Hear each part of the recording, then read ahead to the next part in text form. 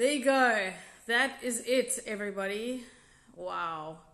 Um, I assume some of the survivors will be here tonight now that they can chat amongst themselves.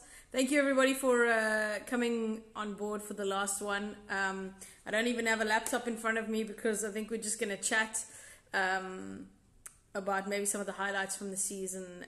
And, of course, Rob. Congratulations to Rob. He's not here yet. I'm told that he watched every Sunday, whether it was live or right after. He was there. One of his best friends told me they had to stop whatever they were doing on a Sunday and watch the recap. And I had him in KFM Studios, so I'm the executive producer for KFM Mornings, and we had him live on the show on Friday. And as we were leaving the studio, he said to me, "You didn't want me to win, did you?" And I was like, "You know what? No, actually, you played a flawless game. You winning is incredible. I'm so happy for you. I'm like, there was nobody who deserved it more and had more control over the game." I just said from a story point of view, like if Letitia had won, that would have been my ideal story. But just because I like an underdog and a little bit of a different narrative, so I think he said to me, "You wanted the underdog to win, didn't you?" And I was like, "Yeah, kind of, but I'm super stoked that you won." In a vote that was a 4-6 vote, to Rob, obviously walking away with $1 million. He also walks away with a car and the car for 90 days. He also gets 10,000 Rand worth of swag from Cape Union Mart, who are incredible sponsors of Survivor. And yeah, the other sponsors, Steers, Biostrath, Island Tribe, who am I missing? Great support from sponsors, and without them the show wouldn't be able to take place. And one of the questions that keeps coming up, in fact, let's see if I can put it up here. Hey Jacques, welcome. One of the questions that keeps coming up from Missy KC: do you think there will be another survivor? So the official answer from Mnet, and it came up a couple times over the last couple of days, and I went to a showcase that Mnet did for their content for the rest of the year, sort of to around about March time, and the head of content and the local content and a lot of the reality stuff that you see, Ken Williams, said to us that Survivor's ratings were almost double what season 6 was, which was incredible. And so the ratings were probably some of the best they've ever seen. In fact, the best they've ever seen on a Survivor season. And so with that momentum, I think we might get another one. They haven't booked anything. They haven't started casting. The production team, LaRue, Henry, all of them, they have not been hired to do another one. So whether Mnet can find the budget, because this kind of production would be absolutely incredible, the amount of money that it would take to put this kind of production together, the way that we see it. Whether Mnet can find the money, whether Mnet can find space in their schedule to do it, I don't know. The answer is that it seems that the top brass on Mnet would like to do another one, and considering how well this one did, there probably will be one, but when it will happen, I'm not sure. At the moment, there is no season 8. That is the bottom line that we've been given. So unfortunately, we will have to wait and see. And as soon as we know something, I will be part of the press contingent who get invited to these things. So hopefully I'll be able to bring you that kind of news if and when it happens. But I don't foresee it happening in May next year, the way we had it start last year and this year. So yeah, what are your thoughts, everybody? How are you feeling? Like, I'm kind of relieved that it's all over. It was a roller coaster ride, and I don't know why I was so into it, but it was so emotionally, I don't want to say triggering, because everybody says that kind of shit and it's nonsense, But there were so many times where I was sucked right back into what it felt like being there. And with that said, Marius, The Bachelor is cheaper. And we met The Bachelor, by the way, Mark Buckner, who is very charming. I had my reservations about Mnet casting another white dude who seemed like a carbon copy of Lee. And I got on board behind Lee. Sorry, I diverted completely out of this, so maybe I'll have to do a Bachelor live recap after that season. But I met him. He's very charming, and I have hope again that the show will work out. Anyway, I divert. Watching this season was difficult. I haven't been able to watch Survivor since. And this was the first one that I sort of delved back into. I didn't watch Ghost Islands. I haven't watched a lot of Survivor. I've missed the American Champions versus Contenders. So watching this one was sort of me being able to jump back in and experience Survivor because I love the game. And this season did not disappoint. We had incredible characters. If you think back to the first couple people who voted out, Leanne, who was just a fish out of water in a game like Survivor, and so kind and lovable, and rainbows and sunshine, completely out of her depths. Nicest human. Met her on Thursday. To people like Tanya and Felix and Ting Ting. One of the questions that came in was who surprised me. Fadil asked how was the after party, which castaways were there. Well, they were all there. A huge stack of our castaways were also there from our season. Fusi was there, Palesa was there, Tony, Vanner, Mariska, Stacy, Tevin was there. And then a few others. Marion was there, Marion DeVos, and Amanda was there. So there were a bunch of other castaways. Graham Jenica was there as a previous winner. Tom was there. There's Graham saying after party. The after party was rad. I, however, didn't go as hard as I did. In fact, I wasn't out as late as I was the previous time. Graham, that was your brother's fault the last time. I managed to stick around at the hotel where the after party was hosted. And I swear to God, I'm not kidding. If I had 4 drinks, it was a lot. And I think I got back to the Airbnb that I was staying in at about 1:30, 2. I was exhausted, and I can't imagine how the party must have gone on. I really would have liked to have gone to the Afrikaans after party to catch up with some of the people who make this show. But by the time I think I got past there, I didn't see much action going on, and my bed was calling. So I will have to catch up with them on an individual basis. But an incredible end, I think, to the season. The finale was flawless, and if you think the majority of the links and everything in between the videos that you see is live, and David says the season 6 after party was legendary status. Yeah, wow, that was a late one. We landed up at a gay bar named Crew down the road until about 5 o'clock in the morning. Yeah, good times. Sure, guys, this season was ups and downs and blindsides, and I often think to myself, would I have been able to play with these people? Because they came out from the gate and they were gunning and they were playing hard.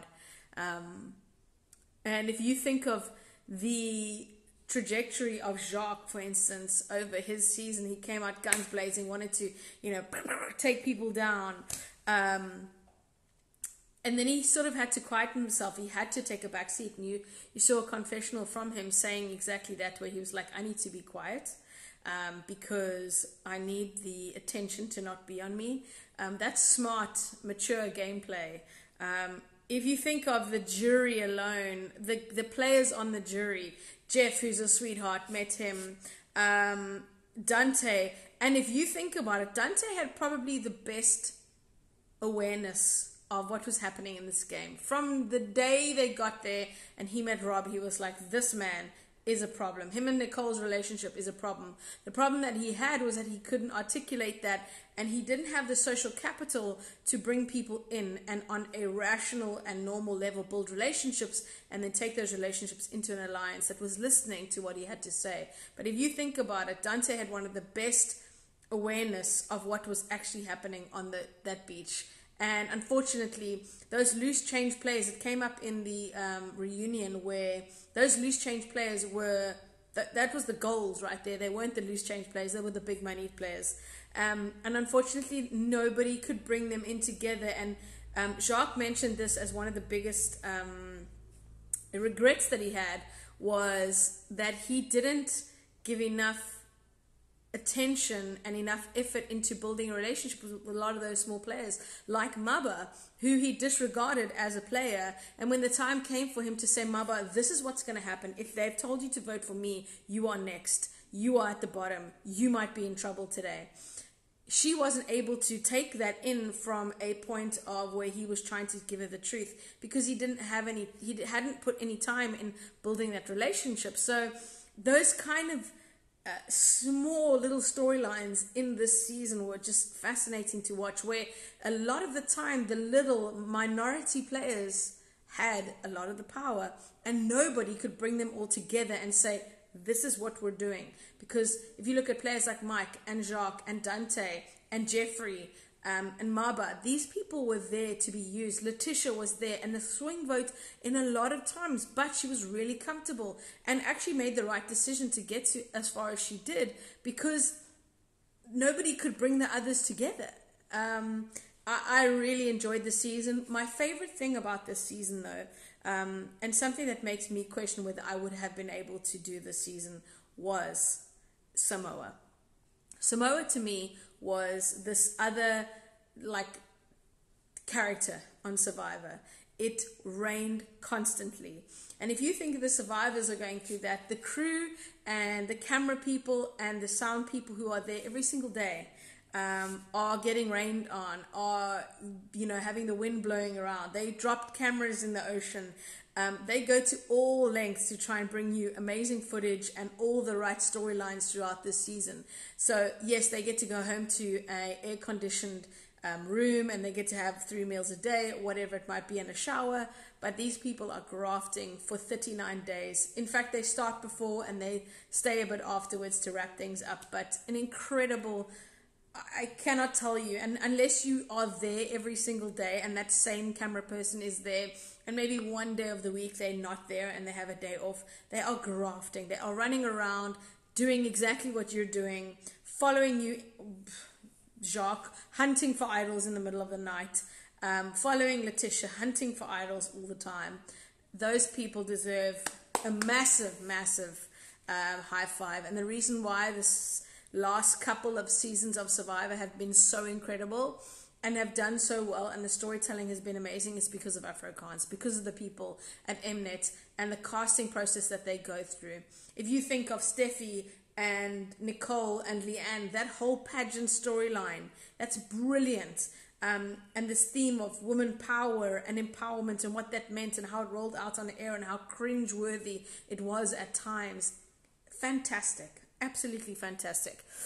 Lots of comments already coming in. Let me try and get to some of them quickly. Right, let's go. Does the runner-up get anything? Buffs. That's it.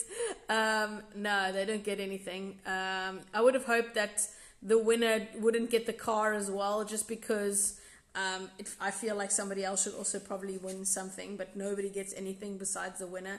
You get sort of like a little stipend for the time that you've been away, but it's nothing. There is no second prize, there's nothing prize. In the American one, I know that they sort of have a staggered winners. I think top 5, I think, win good money.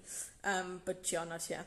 Rental car curse this time around not only gives you 1 million rand, but also the car. I said exactly the same thing, Maris, to somebody. I said to Vander right after Rob one. I said that takes out the rental car curse. And yeah, he's got cars for days. Whether he will actually drive a Mahindra, I'm not sure. Rob is the kind of guy who is a Porsche and Ferrari and a big BMW and nice fancy car kind of driver. Mahindra, not so sure. I don't know whether he could have given that to somebody else. I would have enjoyed seeing that as well. Does your little nope? Bachelor is cheaper. Yeah, I could not sleep last week even after the finale. Yeah, it's hectic. Prestoria says I really considered entering next year. Yeah, I don't know if there will be one to enter. I wanted Jacques or Dante to win the viewer's choice. I don't even think Dante made it to top of the viewer's choice, although a lot of people who I spoke to really liked Dante as a character. In fact, a lot of people said that after Dante left, the show kind of dipped a bit. I agree. It became a little bit more predictable. We knew who was going home every episode. Yeah, pretty much. I think there were one or two where it was a surprise to the viewer, but generally it became this Saula the Amigo show.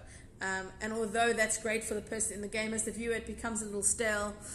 You are hoping that somebody will at some point see the big head of the dragon and slay it. And unfortunately, the people who were at the bottom of the alliance, and it's hard to figure out when you are on the bottom of the alliance, and with somebody like Rob and somebody like Steffi, for example, who would think that she is at the top and strong enough to do the things, when you realize that you're not on the top, you don't have a lot of time to act. And unfortunately, that move was left far too late. But if you think of storylines, again, the Jacques versus Steffi fiasco that unfolded on the beach, and the motherfucker that was an absolute story arc that I think a lot of people were talking about outside of the game. It became a huge talking point.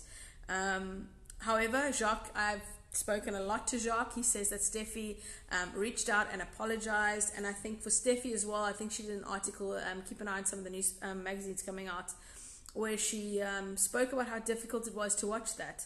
I've mentioned this a lot in the past, where doing the show is very tough, but also watching yourself on the show is very difficult, especially when you... So for me, I have a lot of like jokes where I'll make fun of people, what have you, and it comes across sometimes as real bitchy. And that's hard to watch, because I know in the moment I was just joking, but it comes across on screen and you're just like, oh, you sound like such a bitch. Who the hell are you? So arrogant and cocky. And to watch yourself as well play a game that you absolutely adore and just blunder it. Where you're watching yourself. I spoke to Mike about this as well, where, you know, a huge fan of the game, had such great high intentions, a huge game plan that he had, you know, in the pipe, and to watch yourself blunder so badly is difficult. It's so difficult to watch. And some people would have really had to go into some sessions with the therapist that is offered to them, because it's hard to marry the two, who you are in real life and watching yourself do shit stuff on TV. It's horrible. Mario saying, thanks, I did great. Obviously can't speak for your feelings, but thanks for being out. Derek Watts on Sundays, love the recaps. Sure. Yeah, maybe I was taking away viewers from Carte Blanche. No, I wasn't. Finally made it to alive. Nicola, yes, hi from Kentucky. Welcome. Finale was amazing. They pulled off the live show extremely well. Only saw one blooper.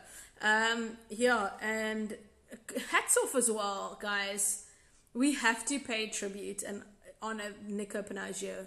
What an incredible host he has become. I remember when I first watched the first seasons of Survivor, it was cringe-worthy. And it just felt really like we were trying to be the American show. And I think we've come so far with how we are telling our own stories, and we've got such strong characters. And I've always said from the beginning, watching Survivor South Africa specifically, when we wanted to put celebrities on a beach, and every time they did one without celebrities, it was so much more compelling than watching somebody we already know a lot about. I love seeing real South Africans that we've never seen before, that we've never heard from before, coming together and having to bond and make relationships on an island for the ultimate goal that you're all after. I always find that so much more compelling than putting somebody we already know. With that said, I wouldn't mind seeing some of the South African survivors that we have seen play come back to play again. But I think putting celebrities and influencers and stuff on a beach, I think the real characters from Survivor South Africa speak way louder than anybody we already know. So I just think they've done an incredible job. Right, let's say, I know Dante, great gameplay, says Graham Jenica, most aware. Jacques says, I might be wrong, but I think Dante and me only plays to write down Rob's name during the game. Oh wow, before the final vote. That is an interesting stat. He was untouchable, man. Dante had a great finger on the pulse, says David, who's a producer on the show. Jean, US Survivor starts at the end of the month. Carte Blanche recaps on the Sunday nights would be great. Carte Blanche recaps, jeez. Can we talk about Letitia Spice on that final day? Actually, I was trying to think before we started this what my highlights were. Rabbit, if you knock this tripod over, it will be an amazing end to the recaps. I was trying to think of some of my highlights from the season, and that final episode with Letitia and her just flicking out and flipping the bird to people. I love Letitia from the very first moment I saw her on the beach. I was like, this Tunny, you can see that she's been in a operating room, and you can just see that she's shat on a doctor before. I love that she has no filter. I think she did so well, and I said this to her in the press conference, from one underdog to another. I know how difficult it is to be physically at a disadvantage in almost every challenge. And the one challenge that stuck out for me was the one where she was racing in the maze, and she did not stop running, guys. There were moments in my challenge where the maze was as well, where we had different stations at the end of each maze where we had to do a challenge. That thing was incredibly difficult. And again, it happened on like day 37, 38. You have nothing left, and she was still jogging every step that she took. I was so incredibly enamored with that character on the show. I thought she represented the person sitting at home who thinks that they would never be able to do Survivor because they don't look like Rob or they don't look like Steffi. And honestly, people like Jacques coming on and doing so well, and people like Letitia coming on and doing so well, who represent the majority of people in South Africa who think that they can't play this show. And honestly, if you have a story to tell, if you are interesting enough, and I say that with the greatest respect, everybody, Survivor is not for everybody. Firstly, it's difficult, but secondly, you have to be a character. And I always get advice about entering Survivor and, should I enter Survivor? There's some people who I just want to say you're not interesting enough. And some of them are super fans, and they enter year after year after year. And unless you somehow figure out how to be more charming and charismatic on camera, to camera, and how to tell a story off the cuff, I don't want to see a scripted entry for Survivor. I want to be able to see you talking to a camera right like I'm doing now. None of this is scripted. It's my thoughts as they're going along. You don't have to be the most well-spoken human, but you should be able to tell a story. And that's what we want to see more of on South African Survivor. And I thought that this season we had incredible characters. We had a few that just didn't pan out. On paper, they were incredible, and they just didn't get there. And I think that happens on every season. Right. Some of those plans could succeed if it wasn't for Skinnerbeck Doral. Oh, guys, Doral, shame. One of the questions that came up, did you enjoy, this is from Fadil again, did you enjoy having a final 3 and not a final 2? So we had a final 2, not a final 3.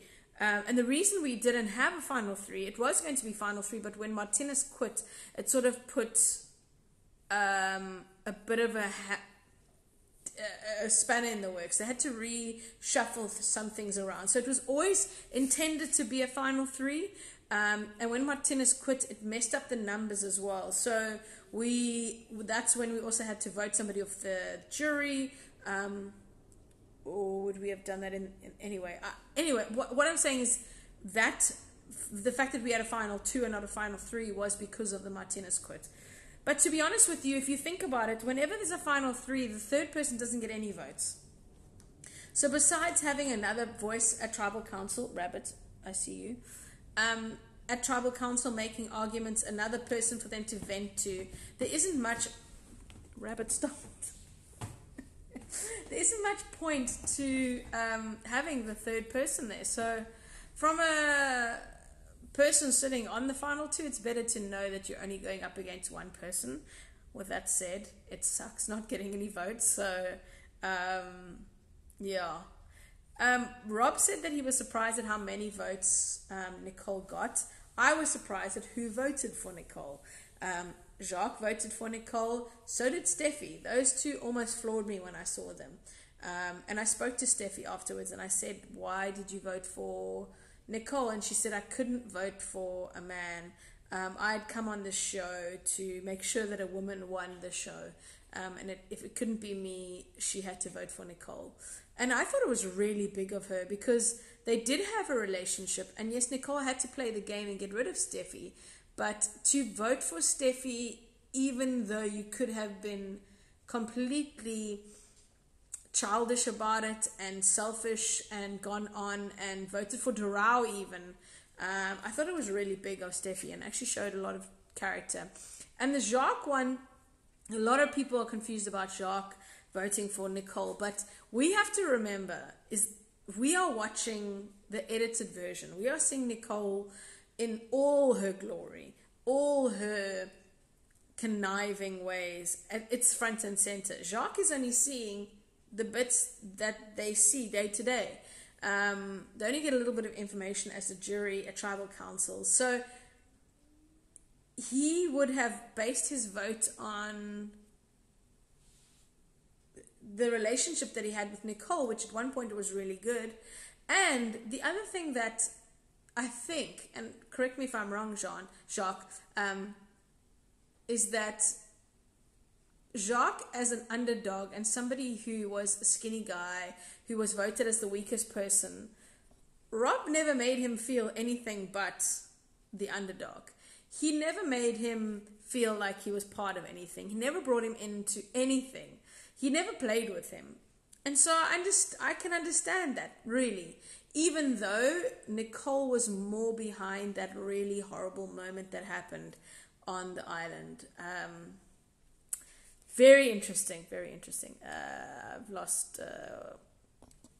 Taryn asked, what do you think of Dorao, who was just an extra at the final tribal council? Do you think he would have been there if it was a final 2? Interesting.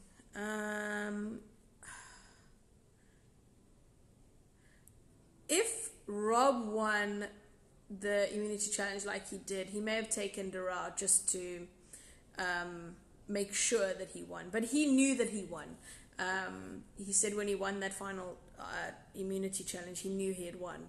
And then he was surprised actually by how many people voted for Nicole. So maybe he would have, I don't know, it all depended on how he felt in the moment, but I think he knew that the jury had a lot of distaste for Nicole. I don't know. I can't say with any kind of certainty there. Loudmouth says, I was quite surprised with the number of votes for Nicole that Nicole got. Nothing against her game. Just didn't think the jury would vote for her. Yeah, the jury for me was hard to read. And again, the votes came out that way. And I just spoke about, how interesting it was. And again, more like, there were so many different levels to this season, and so many storylines and arcs of different characters and things. And that was another one where, I was actually quite surprised that Nicole got the votes. But again, that was from what we were seeing on the TV. The people in the game, but playing with her, may have been charmed by her and brought in. And she actually had a really, really solid game. And again, I know that Jacques was looking for people to own their moves. And if you watch that final tribal council, Nicole owned it. She was like, I had to lie, I had to love, and then I had to something else with an L. So she actually owned it. She said, I was playing a dirty game. I had to play a dirty game. I came in to play a dirty game. And I think that's also one of the reasons why Jacques voted for Nicole, was because she actually spoke up and said, this is how I did it. Taryn also saying, I was also surprised by the number of people that voted for Nicole. Jacques says, I was curious why people are surprised Nicole got votes. Maybe you can chat about that, Jean, if you want to segue into that convo. Again, it's because we are seeing an edit of Nicole, and we get to see her in all of her snake-like devious ways. And South Africans don't like villains, right? We like to cheer for winners. So I think that more people were surprised that she got more votes. But again, remember in the start of the show, I was like, ugh, I can't stand Nicole. Then I had to check myself, because it was hard to watch Nicole. It wasn't about who she was as a human, who she was as a mother. And there's a lot of talk about how Meryl came for Nicole and how that wasn't fair. But again, if you stand up for something in the game, that's your pillar, I'm never going to lie, and then you lie, you should be able to be called out on it however way that floats. And I think with Meryl, she and Nicole bonded on a mother-to-mother basis, and Nicole, was going in using her children and her family as storylines and as sympathy votes and all those sort of things, and then to turn around and say, I'm going to behave this way, but I've come in here to be an example to my children. I think Meryl had right to call her out. Whether it got too personal, maybe, but the game at that point is personal. I think Jeff, also got personal. I think people called out Jacques for saying Doral would never win anything, but was he telling the truth? 100%. Steffi apparently had a lot longer monologue towards the jury, and sort of, you could see she caught herself, which I was actually quite surprised. And she said, I've gone too far and I apologize. Let me give you the backstory as well to that tribal council. Was 3 hours long to sit, and I will tell you this time and time again, to sit in an environment where you are having hate, almost, it's you can feel it, it's palpable. The barrage of people coming at you with just vitriol to your face. I'm not someone who deals well with confrontation. Don't come at me yelling and trying to fight. If you want to debate with me, I'm happy to have a debate. But don't try and attack my character and who I am as a human being. Let's argue the point, not the person. And what happened in the final tribal council also for about 3 hours was people just spewing hate, and you don't deserve to be there, and all these things. And I just withdrew inside myself. It's a very, very difficult and dark place to be with a jury that comes out with flames. And this one did come out with flames. Loudmouth says, it might be an edit, Jacques, but at least I got the impression Nicole was not liked and that they would overshadow her gameplay. David said, I would think Nicole changing her vocabulary at Final Tribal Council was powerful, and respect was what she got from the jury. Yeah, 100% David. Agreed. Putting celebrities on the beach didn't make the best season. Mario says Nicole was liked by the public, hence her making the top 3 viewers' choice. Again, I spoke to Tony at the finale, and she mentioned something called the halo effect, and I haven't looked it up, but it basically talks about how beautiful people get away with a lot of stuff in real life.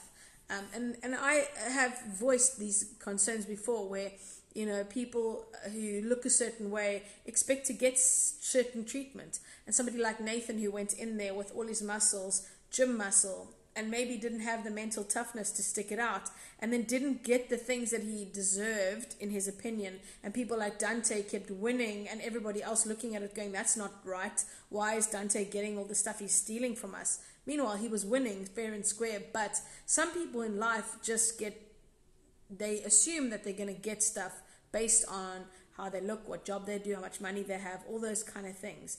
And I think Nicole was liked a lot by South Africa because she is a Mrs. South Africa. She represents a whole, a picture of perfect human.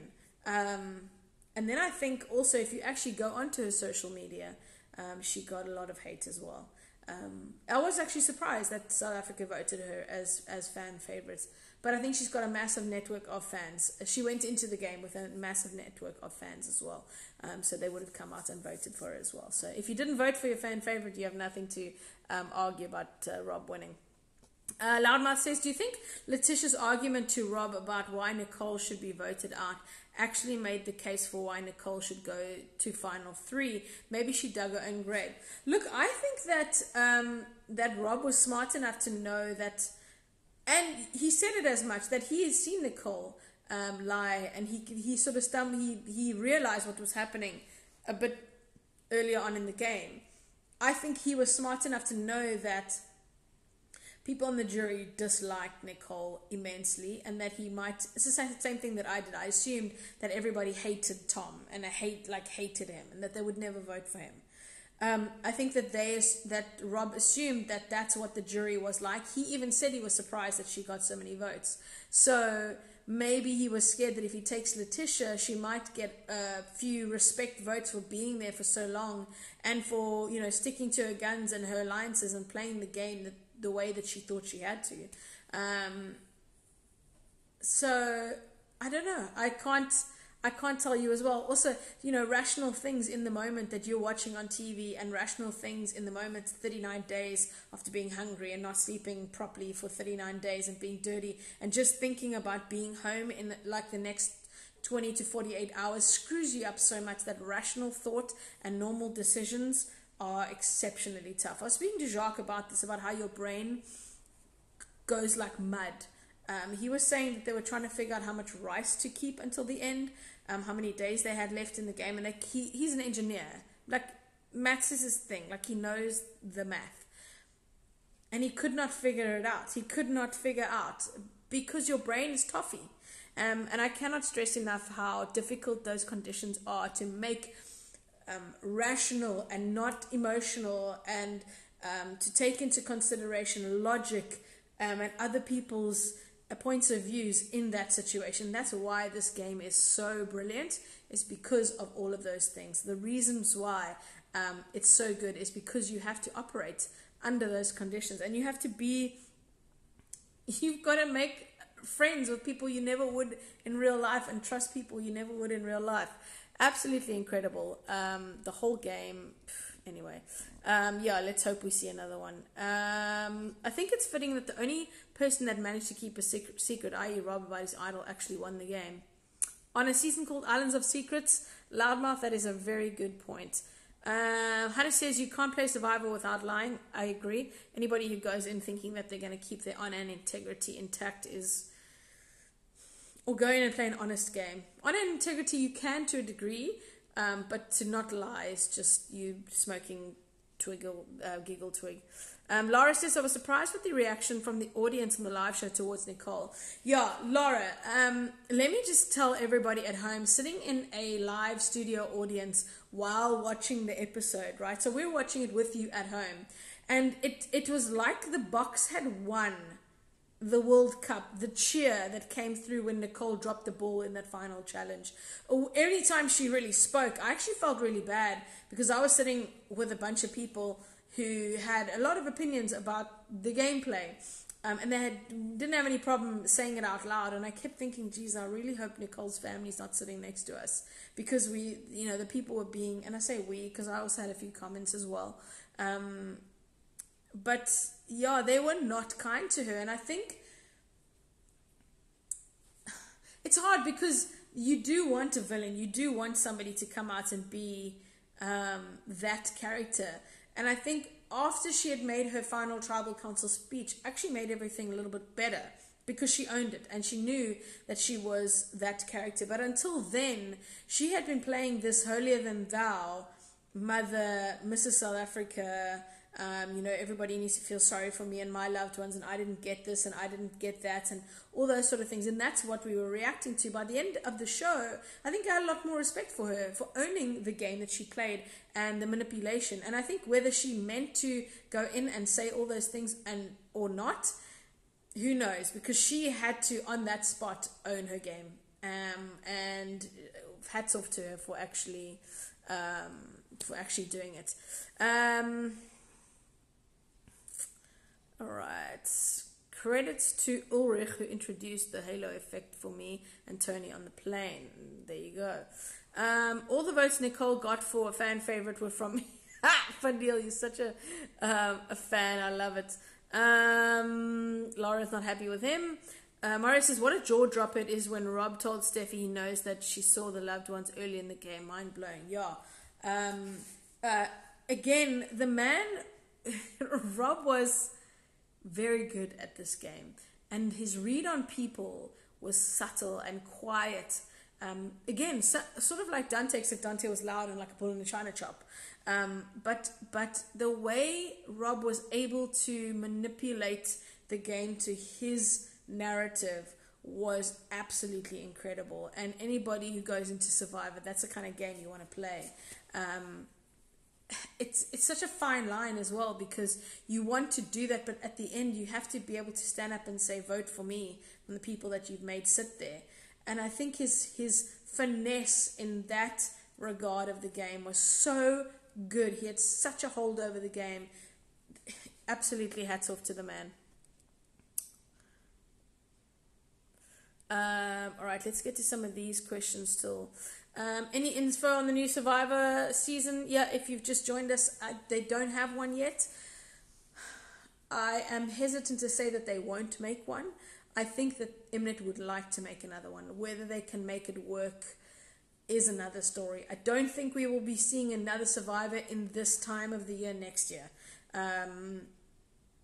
The ratings just came in, I think, a couple episodes before the end.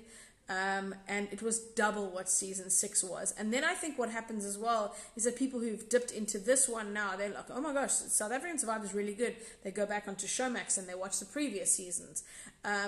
So yeah, it's tough to call. Fingers crossed that they will make one. It's gonna be interesting if they do make one. And then this is, Fadil says, Meryl was out of line at travel towards Nicole. Listen, emotions run high, and the jury, it's their time. They've been sitting there for episode after episode after episode without being able to say anything, and they're not in the game anymore, and all of a sudden they are back in the game, and they've been brewing on their comments and their emotions for so long that they just explode, and sometimes it's hard to handle it. And somebody asked me who I met at the finale. I met almost everybody. I don't think I got to speak to Rosalie. I didn't speak to Rocco. I didn't see Nathan there for too long. I didn't get to meet him, but I have met him before. And Meryl is an absolute gem, guys. That woman, if she had been able to stick it out, had a real good hold on the game. She's exceptionally charming. She's likable. Yeah, I think if things had panned out and Dante and Meryl were able to get their foothold in the game and get those loose change players on their side, they would have been very, very powerful duo. And likable as well. So, yeah, Fadil's got some more questions here. Were you surprised? Yep, we've mentioned that as well. And then, do you watch American Survivor excited for season 39? I used to watch it. I used to watch it exclusively. And I haven't watched for a very long time. I want to say like 2 or 3 years I haven't watched. I don't know why. I don't know why. I think there's so much Survivor that I don't want to get to like a point where it's like, But I guess, to learn from the game, you have to watch the game being played by by big players, and America's got that. But one that I do think I need to get back into is the Australian game. Incredible. Those people play that game for 59 days or something ridiculous like that. They have an episode on Australian TV Wednesday, Thursday, or Monday, Tuesday, Wednesday. It's 3 days in a row. So there's lots of content. By the time we were finished, they started around about the same time, or like in the middle of our season. By the time we got to the end, they were finishing theirs as well. Or they are finishing theirs now, so it's crazy. Who would you want to see again play if it happens? I wouldn't mind seeing Dante play again. I wouldn't mind seeing Steffi come back on and, bring in a different mindset into the game. God, I would hate to see Rob on an island again. Imagine. Would he be a target from day one? I don't know. I'd like to see Marion DeVos play again. She was a bit of a villain. She was unpredictable, a great character. I would love to see Vanner play again and see how far he could get into the game. Tevin would be somebody to watch again as well. He had an incredible survivor mind on him. The fact that he didn't get to merge was, in terms of entertainment, a little bit underwhelming. However, I'm glad that he went out and merged. I didn't have to play against him because he was guns blazing, man. I don't really know. It's also a question of who would play again, actually. I wouldn't mind seeing Ting Ting. She is a ball of energy, guys. What a cool human. She's crazy as well. Like a mile a minute character. I wouldn't mind seeing her again just because she didn't really get an opportunity to flourish. Imagine seeing Tanya on a beach as well. Tanya and Steffi on the same beach. Lord, that'd be great. It's such hope for Mike. I'm not sure Mike will ever play again. He realized how difficult this game is. That might not happen again. Is Nathan bitter? I feel he is not feeling the Survivor thing at all. I think Nathan got his butt handed to him by the game. I think he thought he was a tough guy until he stepped foot on Survivor. And he got injured at every which way. I think he was maybe not bitter, but maybe a little embarrassed by his journey on Survivor. Because the rumors are that he quit and that he asked to be voted out. So the Nicole Nathan vote for me is a non-event because the rumors are that he actually quit the game and asked to be voted out. The others are Rose Lee also asked to be voted out, as well as Rocco. So these people for me, such potential. Rose Lee for me was one of the people I had my eye on from day one. And decided that she wasn't, into the game. And it's tough. I understand, but it's just like so disappointing that they would have had another opportunity to cast another great character in that spot who may not have quit the game. Jacques agreeing that Meryl was a real underrated player for sure. I agree that Nathan looked a bit bitter, says Lara. Did you and Jacques go to solve a couple of puzzles? No. Listen, at the finale they did have a couple puzzles. That one with the octopus that Jacques was very close to getting done with Nicole was really hard. And I also did the one with the Mahindra steering wheel. I don't know if my bearing needed a bit of grease, but it was very sticky to get that thing moving the way it should have. I didn't play a lot of the games. There were a lot of people trying to play the games. And to be honest with you, the day wasn't about me. I was there to celebrate a great season. And I'm very aware of trying to make things about me. Like, it's not about me. So I saw a lot of our survivors from my season trying to make it about them. And I was like, okay, guys, you go over there. I'm going to go there. And apologies to everybody who came, like Marius and Lara and Sheldon and a bunch of people. I didn't even get an opportunity to, like, hang out with you. Everything seemed a bit rushed to me. Yes, I was a bit late getting there for registration. But I didn't really get an opportunity to hang out and chat. There were just so many people to see and greet and touch base with and hear from. As a fan of this season, it was hard for me to, like, not want to speak to the people who are playing the game. So apologies if I didn't get an opportunity to chat to you for more, but thank you for coming to say hi, Laura, and take a selfie, and to Marius for coming to say hi. If Rob plays again, gone day one. Would you play again, says Fadil? Probably won't be able to say no. I don't know how well I will do though. Fadil says I'd love to see Proverb play again. Vanna versus Rob, who will win? It depends. Who are they playing against? Who are they aligned with? Is it a fans versus favorites? Are they on an island with mixed? Are they on the fans island, or is it fans on one island, fans and favorites on another island? Who knows? It all depends, but they would both have ginormous targets on their back. Huge. Chanel says you were my favorite survivor. Thank you, Chanel. These rumors, you have the tea. I love it. Yeah, guys, I've got the tea. I know that bloody steering wheel hole drove like a real Mahindra. Hey, we don't know that. I have never driven a Mahindra. Listen, Vanna says a Mahindra is very nice to drive. That's exactly. Laura says my steering wheel also needed a bit of Q20. It was very had some sea air in there. It wasn't really smooth. No problems. Saw you were running. Yeah, sorry, Marius. Okay, I see there's maybe a couple. Sarah Funamava says, would I play again? I don't think I will be able to say no. Whether it's a wise decision to go on, I'm so bloody screwed up from the first time I played. But I don't think I'll have an opportunity to say no, to go to a foreign island, to play the coolest social game in the world, and to be a part of such incredible storytelling and master series makers. I don't think I will be able to say no. Whether I'm in any kind of physical shape to play again, oh my God, guys, I need to lose a lot of weight, and also I would need to start running again, because my Achilles tendon, which I snapped right after my finale, is still an issue. So whether I'm in the best physical shape to be in there, I don't know. But if Tani Letitia can do it, and I did it the previous time, I might be able to do it again. Who knows?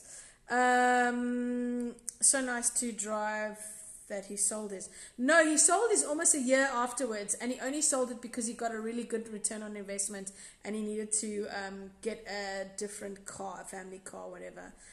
So he sold it. He made a profit and invested the profit, and he got a bit of a cheaper car, but something that was a really good deal for him. Chanel says, are you back to eating rice again, or are you still scared? No, scarred. I am eating rice again, but only if it's in maybe some sushi or like a curry or stew or something. But these days I even leave it off of stew. Yeah. Loudmouth says, if you had to describe this season to an international viewer, how would you sum it up? I would sum it up in saying, if you think you know the season, if you think you know Survivor and characters, you've got to watch ours. It'll bring a new version with our cultural differences and our backgrounds in South Africa, and how vastly different we are, and yet we are so similar, is fascinating to watch on screen. And again, hats off to the casting people involved, because what an absolutely incredible season of characters this year. What are we supposed to do on a Sunday evening now, says Hannes. Hannes, we have to go and go to Bry's and see our family and friends, because that is what Sundays are for. Go and watch Carte Blanche now, or the Mnet movie. We are got a couple minutes left. I've got about 6 minutes left. If you want to ask any last questions, this will be the last one. Please, let me just let you know before I lose you that there's going to be a meet and greet in Cape Town soon with some international survivors. A guy named Jim Weeble is involved in putting together this event, and if you want to go, let me just get it here for you. It's called the Battle of the Bush, and they're taking some American survivors and some South African survivors, taking them out to a place in the bush and making them do challenges and get to know one another and whatever. So there's a bunch of South African survivors taking part, as well as some American names. And if you want to know the Americans that are coming out, season 17 winner Wendell will be there. Bob Crowley will be there. Gervais Peterson was season 1. He'll be there. James Tarantino will be there. Tina Shear. Gillian Beam, Bryce Isaiah, Desi Williams, and then from South Africa, Annalise Sainsbury, Ashley Bryant, Marsha Vessels, Mariska will be there, Shona McDonald. I'll be at the meet and greet. I'm not going to the actual event at the Battle of the Bush, but it's taking place on the 28th of September at the Radisson Red, where the after party was from this finale. And if you want tickets, you can get to tixsa.co.za. Just go and Google Battle of the Bush Cape Town meet and greet. I'm sure you'll be able to find it. And those tickets are like $50 a pop. He's obviously got to cover his costs getting all the people here and booking out the venue and stuff. So Jacques asking, do I eat coconut? Not a chance. Even if I'm walking down the aisle at fruit and veg and I see the coconuts, I will avoid. I feel it's too triggering. I cannot with coconut. I do use it sometimes in like a tom yum soup or some curries, but that's only the milk and you barely taste it. Oh man, wanted to invite you guys for some coconut curry sometimes, David. I don't need that negativity in my life. Thank you very much. So anybody's interested in that meet and greet, just go and Google or find it on Facebook called Battle of the Bush. There will be a bunch of American survivors in town. And if you are keen on meeting some of the past South African players, yeah, it'll be quite a cool event. It's taking place starts at about 6 in the evening at the Radisson Red, 28th of September. It's a Saturday, so if you're keen on that, make sure you check it out. Otherwise, yeah, Loudmouth says there's also meet and greet at Joshua Tree Restaurant on the 25th of September. Yeah, the same event in Johannesburg on the 25th of September. So anybody who's on that side and you want to get involved, just Google Battle of the Bush, Survivor, whatever, and it should come up and you'll find all the details. Any last comments, any last questions, any last anything? If you need somebody to talk to on Sunday next week, drop me inbox. If you've missed any of the past recaps, they are on YouTube. Some of them I missed out on uploading because I didn't save the file, because I'm a bit of an old person when it comes to technology. Right, thanks for the recap, Jean. Loved it. See you soon for US Survivor or Bachelor recaps. Take care and stay awesome. You're welcome, Morris. Thanks for being here every week. Fadil, Lara, to Jacques, who comes all the time, to David. You guys have been great, and it's been, this comment section here is always lit. Taryn's always there listening and watching. LaRue pops in. He's in Tel Aviv at the moment, so he's not here today. Guys, there's also cool behind the scenes videos on YouTube. Yeah, 100%. That's it, really. Thank you very much for interacting so much. David, thank you for being so great on the island. Fadil, I don't think you're from Cape Town, but if you are in Cape Town, drop us a mail. Jacques and I will definitely come out and coffee. We'll take another drive to Dante's coffee shop. What a great afternoon that was. So thank you, everybody. That's it. Will Jean do a behind the scenes? I don't know. From what? Behind the scenes of what? Guys, have a great Sunday evening. I'm always on Instagram if you have any questions or you want to chat about anything. Drop me messages. Follow my YouTube channel if you haven't subscribed yet, please. I can't really do anything until I have more than 1,000 followers. Rabbit is somewhere. Bye, Fadil. Cheers, everybody. Go well, stay safe, and keep in contact. And fingers crossed for another. I can't cross my fingers, guys. Fingers crossed for a season 8. And send good vibes towards Mnet. Drop them mails. Tag them on everything. Make it known that you want another season. Because what on Meryl, you're a bit late. We're just wrapping up. Probably have a hangover still. Everybody's so tired from that finale and the after party. But what an absolute pleasure. What a great season. Great cast, great characters. And go well, everybody. We'll see you whenever. Maybe we'll do some recaps on something else. We'll find something to talk about. But until then, drop me a message. And stay safe, everybody. Thanks for tuning in every week. Bye.